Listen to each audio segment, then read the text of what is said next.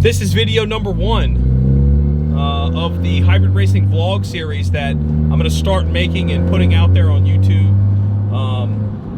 Anybody interested in Honda, performance parts, older cars, K-Series swaps, Honda racing, Civic Type Rs, things like that, this is going to be the go-to place, or at least my place for that.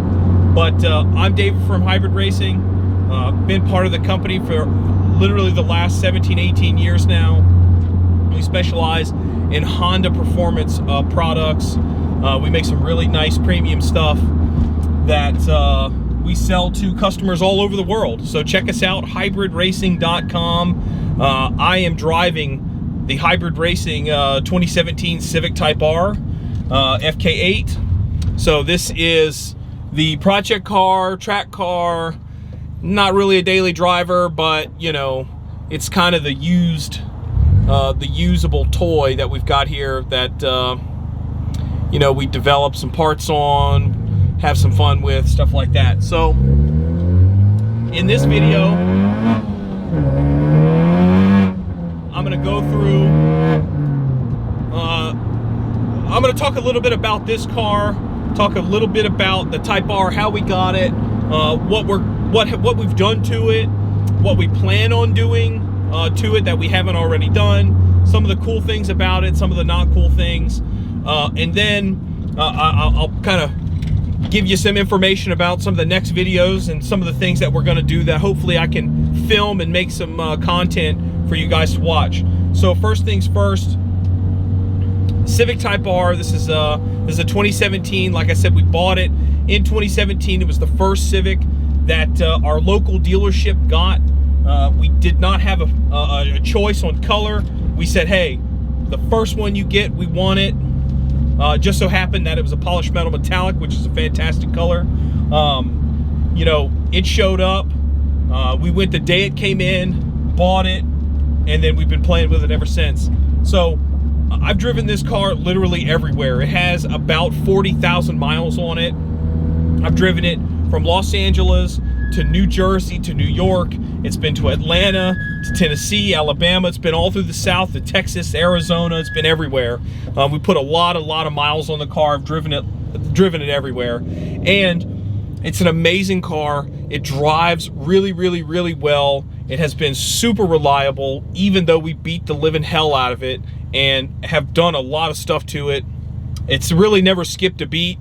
And as far as mods go, I'll kind of get into that a little bit. The suspension is stock.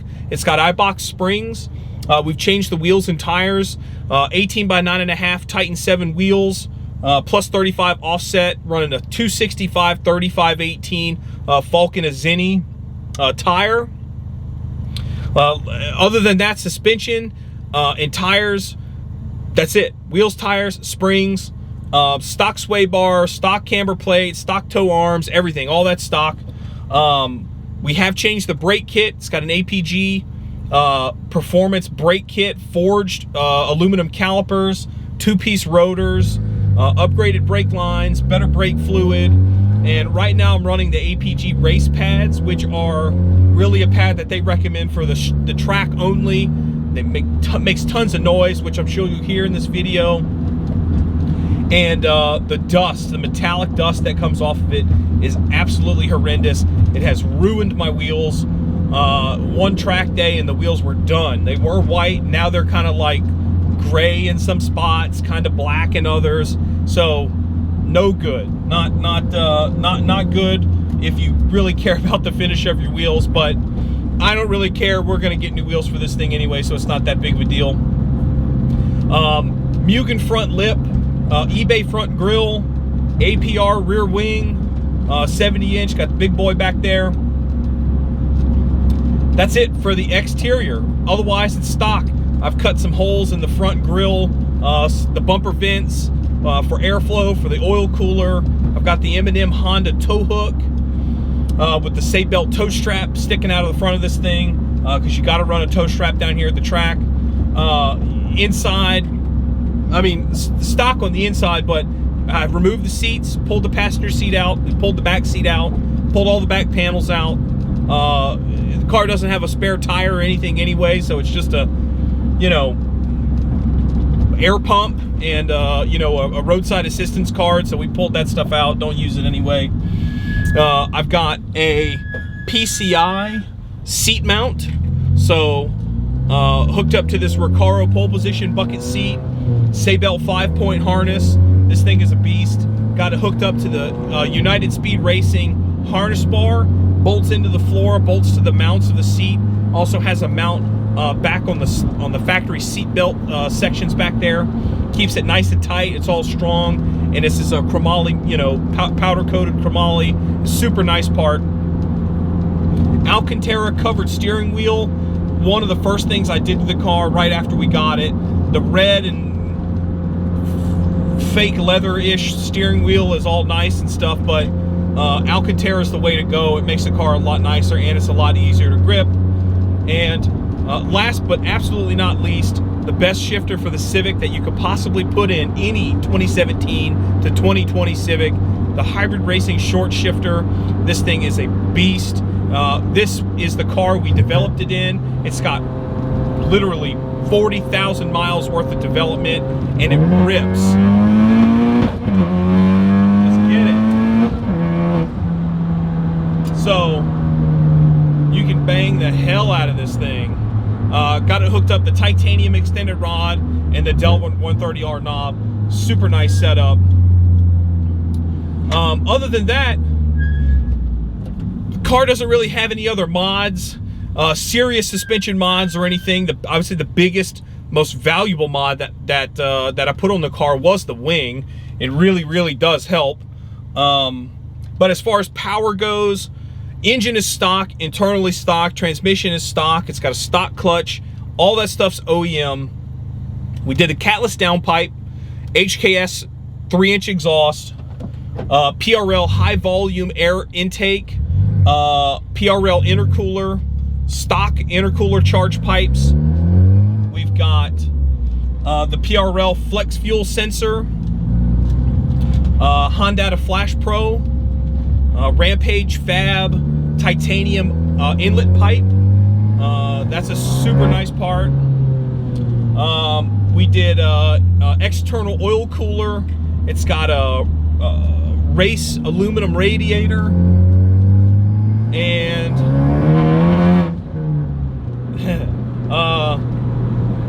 PureTurbos Stage 2 turbo upgrade. So that's OEM housing, OEM wastegate, but everything is bigger.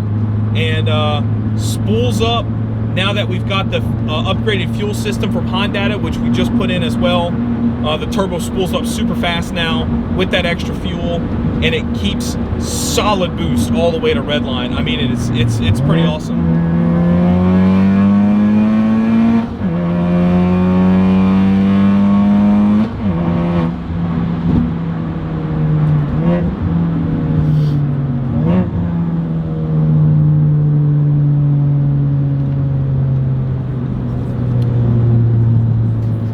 Hondata fuel system, we put the low pressure pump in, the E85 safe pump, upgraded high pressure pump that bolts to the motor, direct injection. We put the new fuel injectors in there as well, got the whole system set up, running about 26 pounds of boost. This thing is a rocket. Let's see.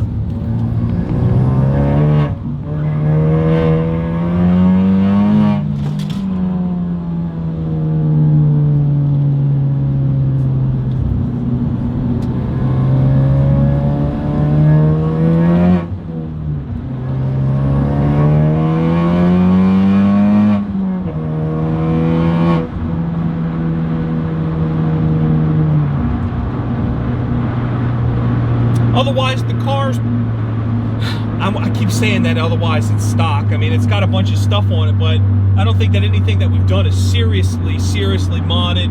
Nothing is irreversible. I mean, other than me cutting some holes in the vents. I mean, I can put all the stock stuff back on it. You can put the stock turbo, put all the stock injectors back in it. It's really not that big of a deal. I think, you know, the motor's never been pulled out of this car. Like I said, it's on the stock clutch and everything. So For what it is, it's an absolute rocket ship. Some things that I don't like about the car, I don't like the fact that it overheats. Even still, even after all the mods that we've done, cooling is still a problem. It's 93 degrees outside right now. If I was out on track, I would get maybe 3 or 4 laps out of it before you really have to cool the car down. If you are in dirty air, if you're behind other cars, it makes it even worse. But I mean, I guess that's going to be with any car, so I guess I can't complain that much. But still, if your cooling system has the ability to cool the car proficiently, I think that, you know, the dirty air issue is not really, you know, not really a thing. It should be able to handle it. But I mean, when we're talking clean air and this thing, it's overheating. It kind of sucks, because it kind of spoils the day if you're, you know, if you're really on it and you really don't want to back down. You really don't have a choice. But the electronic parking brake kind of sucks. I don't really like the rear brakes on this thing. The way that you have to change the brake pads, or you have to do all these special things just to change the pad, otherwise you can destroy the calipers and, you know, ruin a whole bunch of stuff. So that's kind of wonky. I don't really like the fact that you can't change the modes in the car. So, like, you know, you get the comfort mode, you get the sport mode, and you get sport plus or R plus or whatever it's called. And everything's preset. You can't change anything. You can't change the steering feel. You can't change the throttle response between the two. I mean, I get it. I mean, I guess that's like a luxury thing. If you're into BMWs or Porsches or whatever other expensive European cars, you can kind of set your preference and do the things that you like and have your own, you know, personalized settings. But you can't do that in this car. Traction control.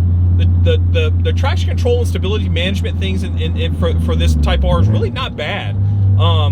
You know, you really don't need to be hanging the car all out, but if it does get bent out of shape, it'll kind of reel you back in. You know, it's really not that big of a deal. The traction control, though, I will say, if you do have it on and the car does have enough, I would say enough, but as much power that this one does, I mean, if you're kind of rolling on it at any speed, you're going to spin the tires and it's going to kill all the fun. So you got to get in the car. You got to turn the traction control off when you get in it. You know, you got to do that every single time you get in the car. You can't just hit the button and turn it off forever. I get the reason why you can't do it, but, you know, it's still one of those things. But otherwise, you know, I can complain about other little things like the infotainment is kind of doo-doo. You know, the climate control, the fact that you can't control the airspeed or the fan speed, and, you know, they changed a lot of that stuff in the newer cars. But this is a 2017. It was the first model year for the Type R. They didn't do any of that stuff. The screen has no buttons. But again, things that they've changed. So the 2020 or 2019 or whatever, you know, they changed it and fixed a couple of those things. But parking brake is still an issue in every car. It's still stupid.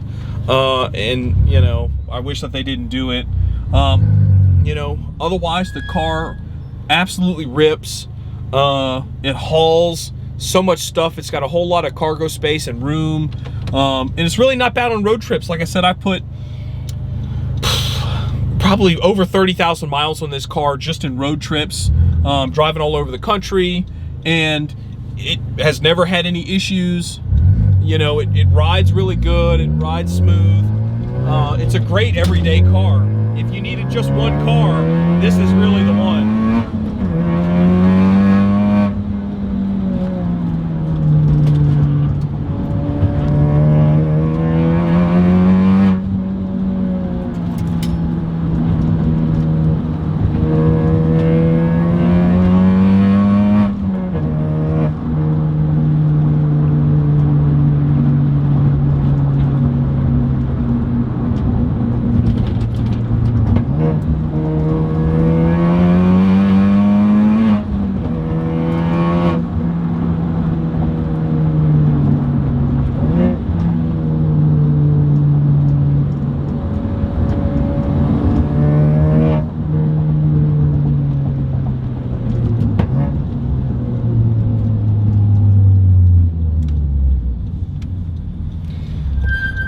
So that's kind of my video.